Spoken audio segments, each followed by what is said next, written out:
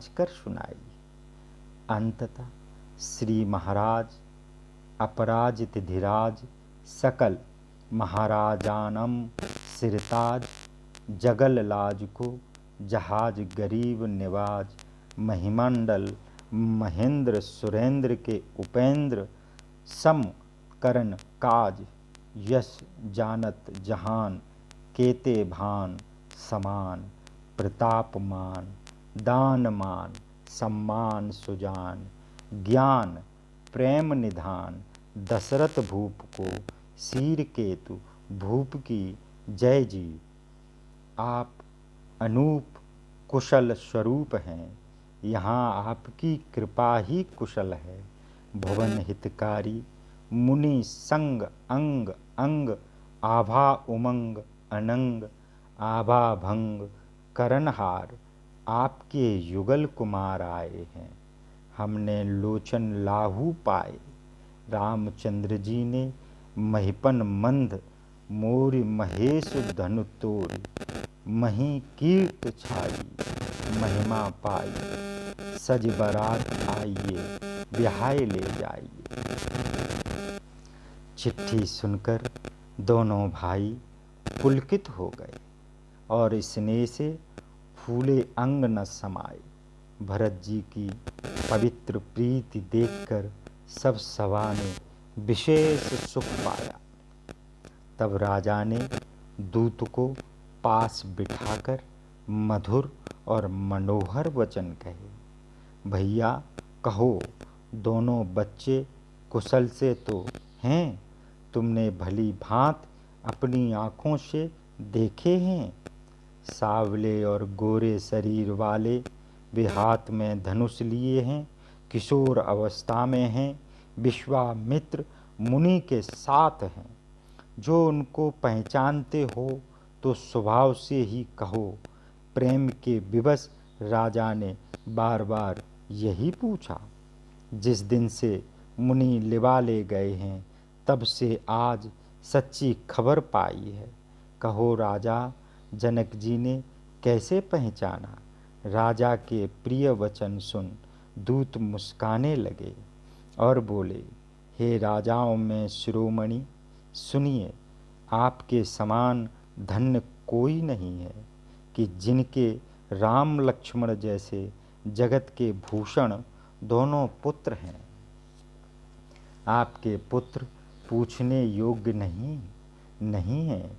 वे पुरुष सिंह त्रिलोक में प्रकाश स्वरूप हैं, जिनके यश और प्रताप के आगे चंद्रमा मलिन और सूर्य शीतल लगता है।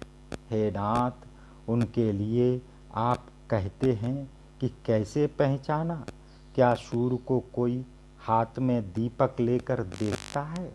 सीता जी के स्वयंवर में अनेक राजा एक से एक बढ़कर योद्धा इकट्ठे हुए थे, परंतु शिव जी का धनुष किसी से न हटा। सब बलवान वीर हार गए। तीनों लोकों में जो अभिमानी योद्धा थे, शिव धनुष ने उन सब की शक्ति तोड़ दी।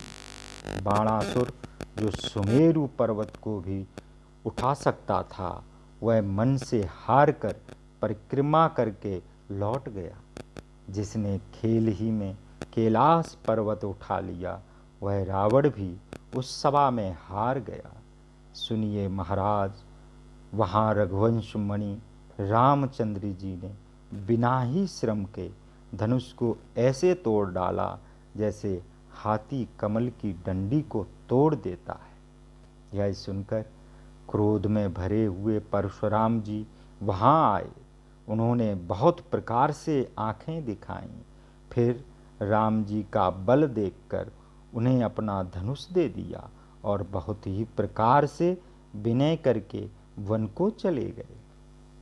हे राजन, जैसे श्री रामचंद्र जी अत्यंत बली हैं, वैसे ही लक्ष्मण जी भी तेज निधान हैं, जिन्हें देखते ही राजा लोग ऐसे कांपते हैं जैसे हाथी सिंह के बच्चे के ताकने से कांपते हैं। हे देव, आपके दोनों राजकुमारों को देखकर हमारी आँखों में अब और कोई जचता ही नहीं। दूतों की वचन चातुरी सबको प्यारी लगी, जो प्रेम प्रताप और वीर रस से भरी हुई थी। सभा सहित राजा प्रेम मग्न हो गए और दूतों को न्यौछावर देने लगे। यह नीति विरुद्ध है, यह कहकर दूतों ने कान बंद कर लिया। यह धर्मयुक्त समझकर सबने सुख माना। तब राजा ने वशिष्ठ जी के पास जाकर उनकी चिट्ठी दी और दूतों को आदर सहित बुलाकर गुरुदेव को सब कथा सुनाई। यह सुनकर गुरु बहुत सुखी हुए और बोले, पुण्यवान पुरुषों के लिए सब पृथ्वी सुख से भरी हुई है। जैसे नदियाँ समुद्र में जाकर मिल जाती हैं, यद्यपि समुद्र को नदियों की कुछ चाह नहीं रहती, वैसे ही सुख संपदाएं बिना बुलाए ही स्वभाव ही से धर्मात्मा पुरुष के पास जाती हैं। जैसे आप गुरु, ब्राह्मण, गौ और देवताओं की सेवा करने वाले हैं, वैसे ही पवित्र देवी कौशल्या भी हैं। तुम्हारे समान पुण्यात्मा संसार में न हुआ और न होगा, न होने वाला है। हे राजन, तुमसे अधिक बड़ा पुण्य किसका है, जिनके राम शरीर के पुत्र हैं और जिनके चारों पुत्र वीर, विनयी, धर्मवृत्ति